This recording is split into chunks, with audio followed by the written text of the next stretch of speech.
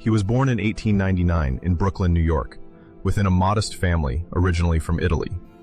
His father, Gabriele, left his village near Naples, hoping to find better living conditions across the Atlantic. His mother, Teresina, shared the same dream, that of escaping the chronic poverty that plagued many Italian regions at the end of the 19th century. When they arrived at Ellis Island, they were part of those thousands of migrants flowing each month to the United States, attracted by the prospect of stable work and a better life. But the reality in Brooklyn was quite different from what they imagined before leaving. The neighborhoods where these newcomers lived were overcrowded, the noisy streets filled with small shops, and the housing, often unsanitary, lacked space and comfort. Every day, Gabriele cut the hair of clients who paid barely enough to feed his children, while Teresina busied herself at home and tried to supplement the meager family income by making clothes. The Italian community stood strong to survive. In these neighborhoods, residents helped each other out, shared advice, exchanged food, but they also faced discrimination. Many native-born Americans considered Italians inferior, viewed them as noisy, dangerous, sometimes even uneducated. This hostility struck the young boy's family head-on. He felt from a young age the scornful glances of some neighbors and many potential employers of his father, fueling a strong sense of revolt. In this environment, solidarity became a vital element. The parents tried to protect their children from the omnipresent violence, but the street, with its culture of resourcefulness and loyalty at any cost, was already shaping the youngest. Very early on, the future Scarface faced the harshness of New York City's streets. The dilapidated buildings of Brooklyn left little room for open spaces, and children quickly moved from being rowdy students to small neighborhood thugs. He integrated into gangs of kids who, for a few cents, offered to carry packages for passers-by, kept watch for the police for an illegal street vendor, or became self-appointed protectors of other children. Poverty invited such survival tactics, and everyone tried to scrape together a few coins. In this context, he developed a culture of honor that valued mutual aid and respect, but also vendetta in case of insult. Nobody wanted to be trampled in these streets, where the slightest weakness soon drew the attention of rival gangs. At school, he was restless, impulsive. Teachers often complained about his impertinence. He could not stand strict authority, rebelled against their remarks, constantly sought to assert himself among his peers. He exhibited a certain charisma, a taste for provocation, and already a sense of leadership. He managed to convince other boys to follow him, was able to identify the most impressionable, and also spotted the strongest to better negotiate alliances. His violent behavior eventually led to his definite expulsion before he was even 14 years old. That exclusion from the school system sealed a different path for him compared to many teenagers. Without a diploma, with no immediate prospect of honest work, he turned increasingly toward the street. His first fights, marked by insults and blows, reinforced his reputation among certain neighborhood accomplices who recognized his fighting skills. But it also reinforced the police's notion that he was a troublemaker likely to end up in more serious affairs. In this Brooklyn of the early 20th century, gangs multiplied, attracting school dropouts. They were often connected to more structured organizations, using teenagers as cheap labor for illegal tasks. It was precisely in this environment that he met various figures linked to organized crime, including a certain Johnny Torrio. The latter, of Italian origin, was older, already highly respected in the neighborhood. He was a savvy strategist, able to spot promising recruits, and was cautious in managing his affairs. At first, the future crime boss was just an errand boy, a discreet messenger carrying envelopes, passing on instructions, delivering packages without asking questions. He earned some money under the protection of seasoned men, observed their ways, learned to anticipate police raids. When not serving as a courier, he had to monitor an alleyway, assess comings and goings of patrols, and report any unwanted visitor to protect an illicit warehouse. From time to time, he even participates in intimidations. He knocks on a door to collect a debt. He frightens a late-paying merchant who owes money. These are, at first glance, petty crimes, but they cement his reputation in the community and attest to his determined character. One evening, in a lively bar in Coney Island, he makes some inappropriate remarks toward a young woman. Her brother or companion, furious, approaches and pulls out a knife. The fight quickly escalates, and a blade slashes the young, ambitious man's left cheek. The wound is deep. He screams in pain. He struggles, but to no avail. Blood trickles down his face, and he is quickly made to understand that not everything is allowed, even when one feels well protected. The scar that subsequently forms is clear and visible. It gives him a tougher look, an appearance that does not fail to attract attention. The neighborhood people then give him a nickname that will stick with him for life: Scarface. For him, it is both a strange pride and an embarrassment. He hates being treated as a victim, but this scar soon fuels his bad boy reputation, also reinforcing the fearful respect some small-time crooks have for him. This marked face becomes a symbol, serving as a permanent reminder of the harshness of street clashes. By taking a job as a bartender in establishments frequented by the small and medium criminality of Brooklyn, he discovers a universe much larger than that of mere neighborhood brawls. From the other side of the counter, he sees a parade of prostitutes, smugglers, pimps, compulsive gamblers, local gang members, and occasionally corrupt politicians. Every evening, he serves drinks, notes orders, and, most importantly, he listens. This listening allows him to guess the extent of rivalries, to understand who works with whom, to detect which cop turns a blind eye to certain types of affairs, which judge is sensitive to certain financial arguments. Conversations, sometimes whispered in low voices, reveal to him the tacit rules of this microcosm. There are heads not to be angered, connections to cultivate, scapegoats that can be sacrificed if necessary. The discussions also help him discern the dominant personalities.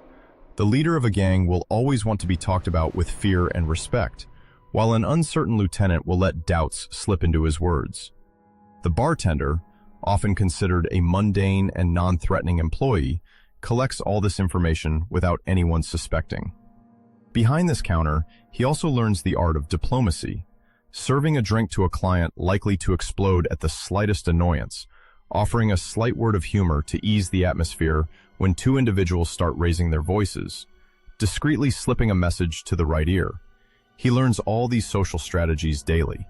His past as a rowdy student finally serves him well. He knows how to face anger.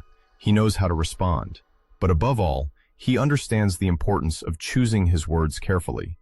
He seeks the right formula to flatter the ego of one client while not alienating another. He plays with looks, with gestures, and gradually, he becomes indispensable to these regulars who like to feel valued. They sense that behind this scarred face lies an awakened mind, capable of keeping confidences while offering that note of lightness that keeps the clientele returning. In an immense city like New York, bars often serve as informal meeting places to conclude a deal, exchange a bribe, or dictate instructions to a few henchmen. This makes the bartender a privileged witness, knowledgeable enough to untangle the stakes, discreet enough not to alert the authorities. This job thus embodies an ideal gateway to organized crime. Day after day, he becomes an essential cog in the machine, responding to orders, mentally recording who pays what, memorizing the dangerous links between various individuals. This position not only allows him to grasp the complexity of New York's criminal network, but also to start getting noticed. He carries out increasingly sensitive tasks. He is entrusted with a message for a boss, told to warn a client when one of his rivals is nearby. He acts as an intermediary, transmitting delicate information without ever revealing the significance of what he carries. He knows that the slightest mistake could cost him dearly, so he becomes extra vigilant. Moreover, his employers realize that he is reliable and doesn't talk too much. His sense of loyalty, already cultivated on the streets, finds an ideal environment here to grow. His ability to identify useful or dangerous people is not limited to recognized gangsters. He also identifies small-time crooks, corrupt police officers, operators of illegal gambling dens, all those individuals who gravitate in the underworld and whose collaboration can prove to be very profitable. He understands that an understanding, even a tacit one, with a police captain eager to make ends meet, can be very useful. He also recognizes the threat posed by certain incorruptible officers who will want to dismantle illegal operations. From then on, he imposes a rule. Say hello, offer a coffee, be charming, slip in a little favor. In return, he expects leniency from a precinct or the awkward silence of a somewhat compromised judge. It's not yet grand corruption on a national scale, but he is laying the foundations of a power that will prosper later. He works hard to get into the good graces of the best contacts, all while remaining cautious and taking care never to overstep his rank. Meanwhile, his reputation as a reliable bartender circulates among higher-up individuals. Little by little, his circle of acquaintances widens.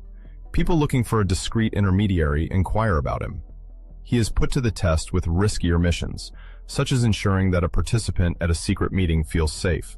Sometimes, he is tasked with calming down a drunken client who is too loud and might draw the neighbor's attention.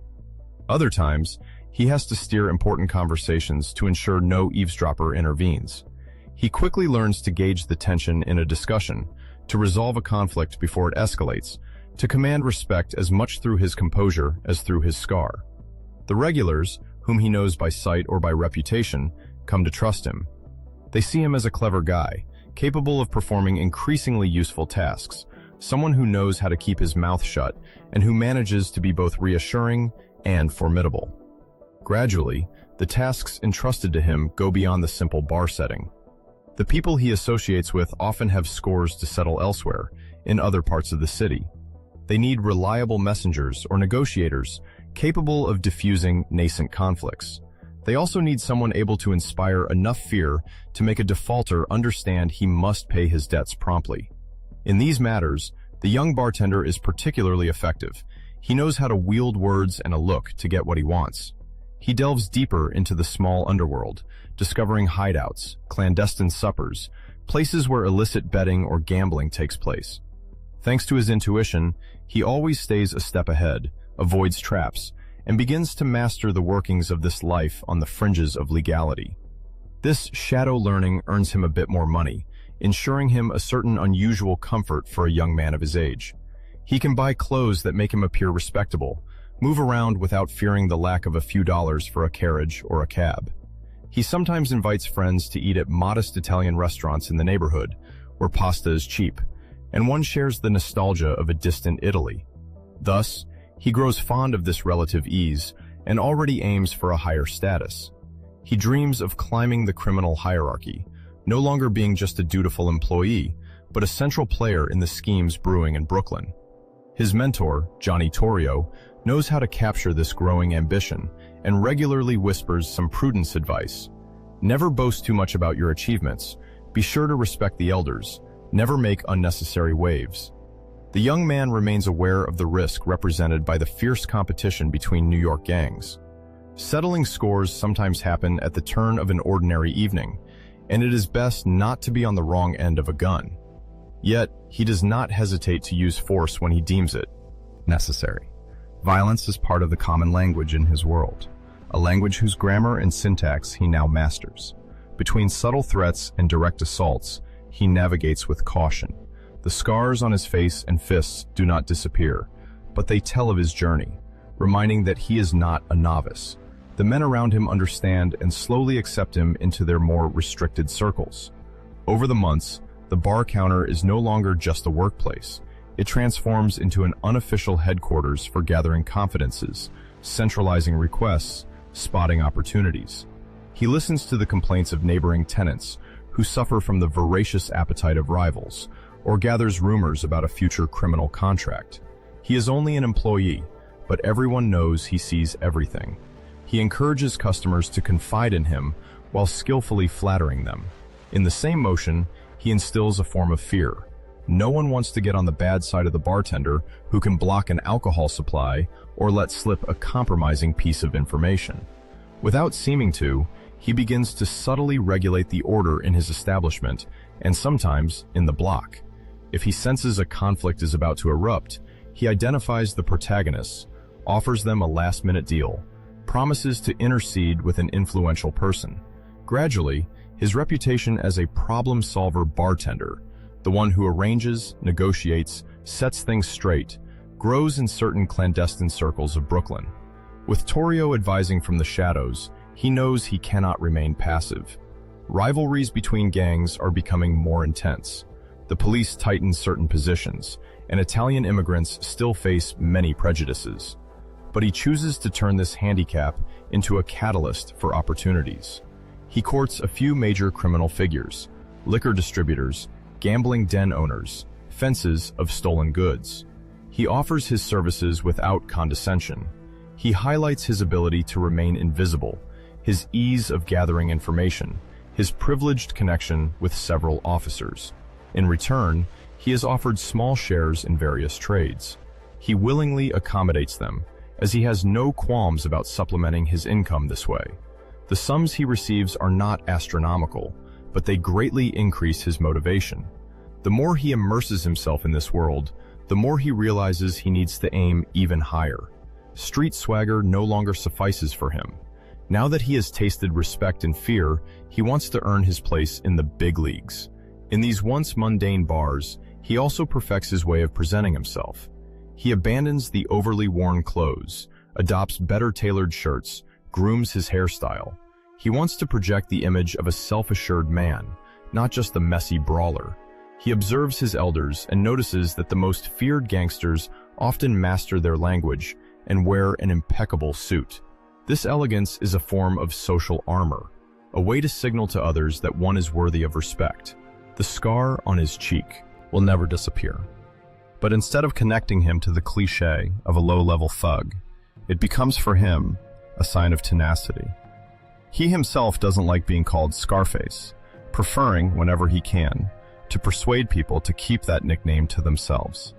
Yet he understands that the legend of a face marked by a blade is not useless for maintaining an aura of danger. By serving alcohol, advice, and discreet threats, he eventually forms strategic friendships. He begins to weave a bigger network that finally extends beyond the borders of Brooklyn. Unknown faces appear in the bar. They look at him, inquire, ask to speak with him. Torrio, meanwhile, notices the turn Prohibition is taking, this new era where alcohol sales are about to be banned on a federal scale. For the underworld, this heralds considerable prospects. Alcohol smuggling will create a colossal underground market. In this context, the experience as a bartender proves a valuable asset. He knows consumer habits, how to manage stocks, and he has the trust of many bar owners. If he positions himself well, he can hope to become one of the key intermediaries in this illegal trade. But for the moment, he remains a young, ambitious man, stuck between his role as a counter-assistant and the unpredictable dangers of the street. Yet no one treats him like a mere errand boy anymore. The old-timers see him as a watchdog, sometimes as a wolf ready to leap, and they prefer to have him on their side rather than against them. The complacent policemen, meanwhile, note his presence but do not pester him. As long as he keeps a low profile and doesn't expose his schemes too much, they willingly turn a blind eye. In return, he waters certain informants, slips envelopes into the pockets of a few sergeants, sometimes promises them that no murder will be committed in their sector. It is still a fragile balance. The police can always decide to strike hard against the Italians, urged by a newspaper keen to reassure the public. So, he watches for the slightest signs of coming repression and prepares to send an emissary to such an officer to ask a favor. In the end, he finds himself in a position of strength in his microcosm. Regular patrons of the bar see it as their interface with a larger world, that of organized crime. They know, or at least assume, that it is backed by powerful patrons, and that it's not wise to cross individuals capable of brutal sanctions. Simultaneously, it becomes the gateway for small-time criminals aspiring to climb higher. They seek a recommendation to meet Torrio or other recognized figures. He carefully selects to whom he grants this privilege, and this oversight gives him a small taste of true power. Each evening, when the bar's curtain falls and the last customer leaves, he recalls all the day's events, all the conversations, all the secrets gathered through the glasses served. He contemplates the maneuvers to come, strategic alliances, and the best way to consolidate his reputation. And in the darkness, he absent-mindedly touches the still sensitive scar, an indelible sign of a violent past that, paradoxically, opens him to a future fraught with much greater risks. He leaves New York upon realizing that the city, already saturated by police pressures and gang rivalries, no longer offers him any prospect of advancement. Authorities begin to closely monitor the criminal circles burgeoning in poor neighborhoods, and the competition becomes too fierce for him to hope to rise in rank. He feels cornered by officers organizing frequent raids, and also by rival gangs waiting for any chance to oust him. He understands that his skills as a bartender and intermediary are no longer enough to protect him if he stays put. He then accepts the offer from Johnny Torrio, a rising figure in the milieu, who invites him to join Chicago. Torrio, whom he has known for some time, already noticed his knack for engaging with others, and his ability to earn the trust of those who cross the threshold of a speakeasy. In his eyes, Chicago represents a blank canvas, a city developing at a breakneck pace, where well-entrenched corruption facilitates all illicit transactions. He convinces him that opportunities there are multiplying, particularly with the changes Prohibition is about to bring. In this year, 1920, the United States is getting ready to fully implement the amendment that bans the manufacturing, sale, and transportation of alcoholic beverages. The public is not yet aware of the extent of the consequences, but in gang circles, everyone anticipates a major shift. For those looking to get rich quickly, Prohibition is a godsend. Bars morph into clandestine venues, often called speakeasies, and seek reliable supply chains to satisfy a clientele that does not give up the pleasure of drinking. Corrupt politicians and police officers are already preparing to receive bribes in exchange for their silence. He, who has spent years behind a counter, knows better than anyone how alcohol sales are organized and how to retain demanding customers. Thus, he arrives in Chicago, hoping to leverage his bartending skills while learning more alongside Torrio. When the outline of Chicago's first skyscrapers comes into view, he is struck by the bustle of this rapidly expanding metropolis. Since the late 19th century, Chicago has attracted populations from around the world, and its industrial activity is booming. Factories, slaughterhouses, and railway construction sites stretch as far as the eye can see, while working-class neighborhoods teem with newcomers trying to make it. Local politicians well understand they can benefit from this rapid growth by partnering with individuals capable of exerting some control over the illegal market. With Torrio's help infiltrating this jungle, he begins by frequenting bars where alcohol is now served on the sly. Thanks to his friendly smile, conversational skills, and precise knowledge of the spirits favored by customers, he weaves a network of valuable contacts. He identifies which brands are most appreciated, what times are busiest, and which zones of the city are under the control of this or that Irish, Italian, or mixed gang. It is no longer simply about selling a few bottles, but understanding the entire chain, from clandestine production to distribution in each bar. He first engages in small trips back and forth between hidden warehouses and taverns where he has good relations. He negotiates with suppliers who discreetly bring in whiskey from Canada, bootleg gin, or wine secretly produced in makeshift cellars. He also immerses himself in the workings of bribery. He learns to spot which policemen are likely to turn a blind eye to a suspicious truck, who he needs to slip some bills to avoid an impromptu inspection, and how to present things so that everyone benefits. His apparent friendliness, already honed in New York, opens many doors for him.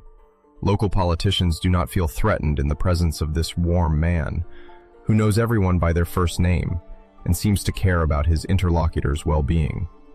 However, behind this smiling facade, he does not hesitate to use force when necessary. He quickly finds himself at the heart of several violent exchanges between rival gangs.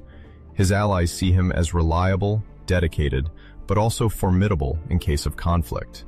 As Prohibition becomes a stable regime in the country, he converts his bartending skills into a strategic asset.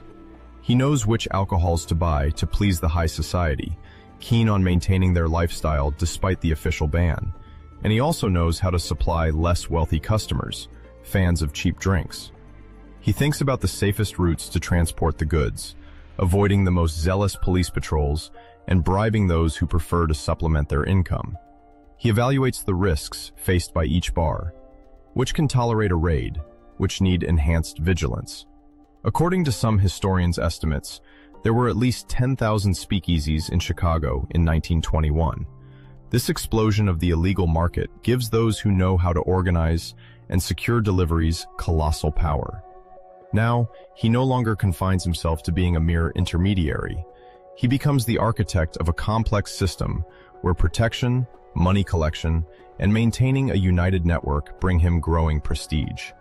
The reputation he built behind the bar helps him convince the clandestine bar owners to align with his directives. The managers, impressed by his ease, start seeing him as an indispensable advisor. Meanwhile, he weaves close ties with certain local political figures.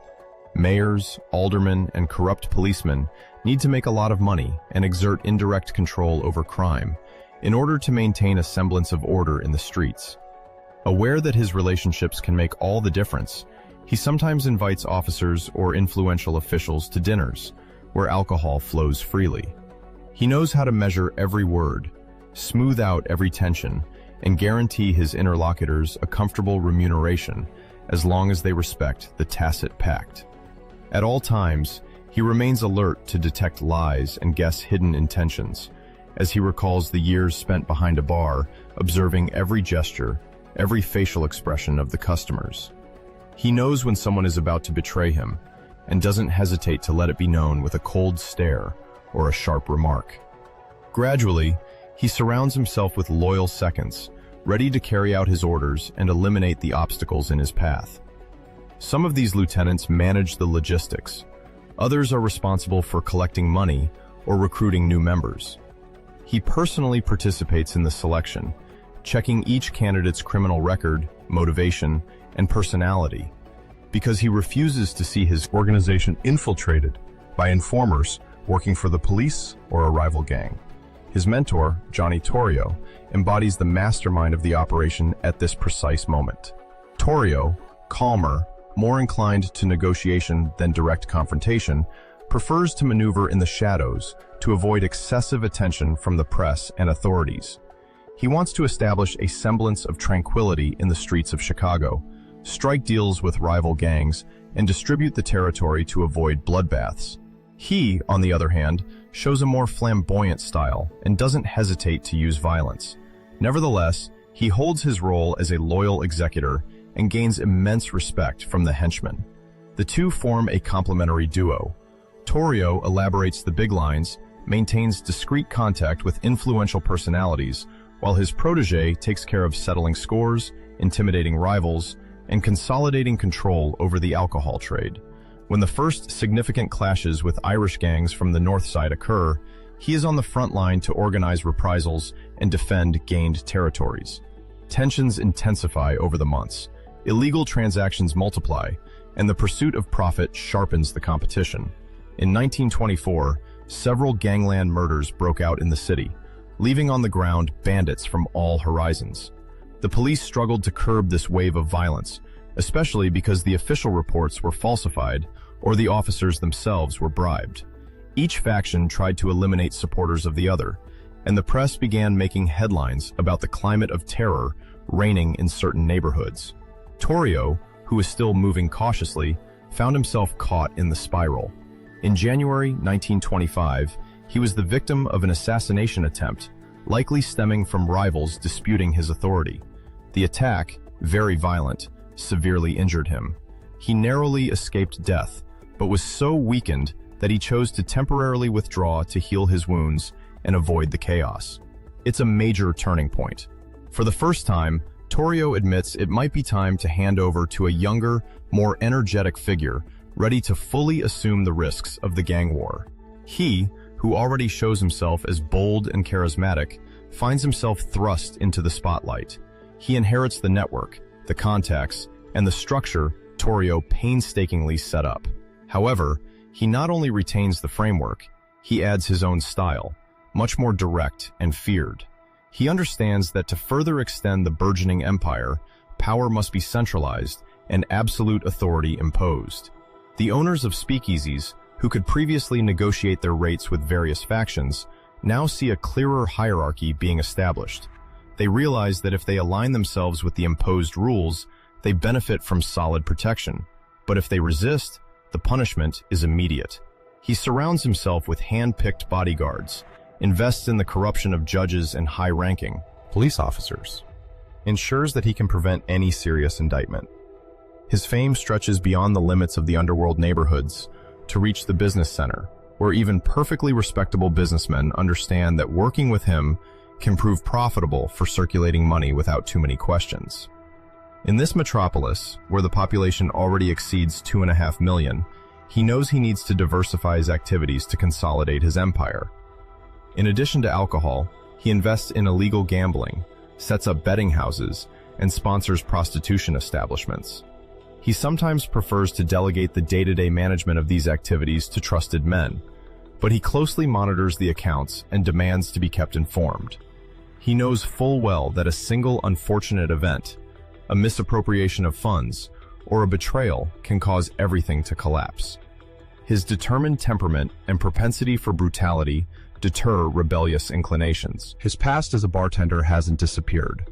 Having retained the sense of contact, he continues to receive in his improvised offices restaurateurs seeking protection, politicians in search of funding, or illegal importers needing a solid distribution network. He often meets them in a relaxed atmosphere, sharing a glass of bootleg whiskey to conclude business faster. Then, once the deal is sealed, each leaves with the conviction of participating in a vast criminal enterprise, but alongside the new strongman of the city. The newspapers frequently report on bloody confrontations, marking the struggle for control of the alcohol market. Although his popularity grows in certain circles, he soon creates controversy due to the increasing number of shootings linked to his organization. People hear of him as the bartender turned smuggling strategist, then as the lieutenant who replaced Torrio. The most modest sometimes see him as an almost legendary figure, capable of dazzling the poor with money and parties. To many, he is still just another protagonist in a story of gangs. But in the landscape of Chicago, his rise is anything but ordinary. He already begins to attract the attention of neighboring territories. Some rivals consider allying to contain his influence, while others prefer to deal directly with him to benefit from his supply lines and political protections. With his well-filled coffers, he can place his men almost everywhere, in police stations, in administrations, even in the courts. He subsidizes some newspapers, allowing him to partially control his image. While violence sometimes surprises public opinion, it also spreads the idea that it ensures, paradoxically, a certain order. Where it rains, petty crime decreases. Merchants are more at ease, as long as they pay the tax it imposes. In the shadows, it continues to take down tenacious rivals, threaten unyielding judges, and orchestrate punitive operations if necessary. He never completely delegates the most sensitive part of the work. He personally ensures that the bribes reach their destination, that the accounts are accurate, and that the supply of alcohol remains uninterrupted. His lieutenants recognize in him the subtle balance between gentleness and brutality. In the morning, he may appear perfectly polite and conciliatory on the phone, negotiating with a political leader, while in the evening, he might give the order to eliminate an overly ambitious competitor. This behavior forges his reputation as a charismatic, multitasking, and ruthless leader. When murderous fervor flames up between different factions, he refuses to back down, aware that any sign of weakness could discredit him among his followers. He finances arms, armored vehicles, hires hitmen recruited from the underworld, or among demobilized soldiers looking to quickly earn money. Rival gangs also organize and try to wrest some territory from him, but he has already understood the importance of an immediate counterattack. In this war that unfolds almost in broad daylight, Torrio is now in retreat. Paths gradually diverge. Torrio desires discretion and fears a federal reaction if murders continue to rise, while he considers the moment ripe to establish total domination. The speakeasy owners, sometimes terrified by the turn of events, do not dare to contest him when he demands that they refuse to source their supplies elsewhere. In return, he offers them a guarantee of security. To escape this bloodshed, they prefer to pay. Thus, he further extends his grip, increasing the centralization already underway and perfecting the workings of his financial machine. Despite a certain fear, Many begin to feel a form of admiration for this new king of the trade, for he embodies the image of a self-made man born into a poor family, who mastered sociability so well that he made it an instrument of power. His men boast about the splendor of his receptions, his expensive suits, and the influential personalities who approach him to seek his services. Unlike Torrio, he embraces the public part of his reputation, knowing that this notoriety sometimes allows him to pressurize his enemies. His name circulates not only in illicit taverns, but also in wealthy salons, where it is not uncommon to see politicians capitalizing on his money. Now, he is no longer the mere henchman responding to demands. He dictates the conditions and seals alliances, notably with high-ranking policemen who agree to turn a blind eye to the scale of the trafficking. This unstable balance lasts as long as everyone finds their interest in it. His takeover is almost consecrated when Torrio, weakened and tired, entrusts him with the total management of the network. In a few months, the city begins to depend on a man capable of controlling the distribution of alcohol and all the parallel trades that accompany it. Ordinary citizens, even those who do not approve of the mafia, begin to realize that the laws of prohibition have given birth to a monster more powerful than anything they could have imagined. He, at the center of this maelstrom, continues to refine the art he learned behind a counter. Knowing how to listen, sniff out danger, gauge if an interlocutor is telling the truth or preparing a dirty trick, manipulate perceptions so that everyone leaves with the impression of having made a favorable deal. He knows he can be generous to buy the goodwill of some, then turn into an unforgiving avenger when he feels threatened. This barman-turned-gang leader is now transforming into a true godfather, combining cunning with ferocity to raise Chicago to the rank of the capital of organized crime. The modest beginnings of the New York exile are far away, and his rise is just beginning.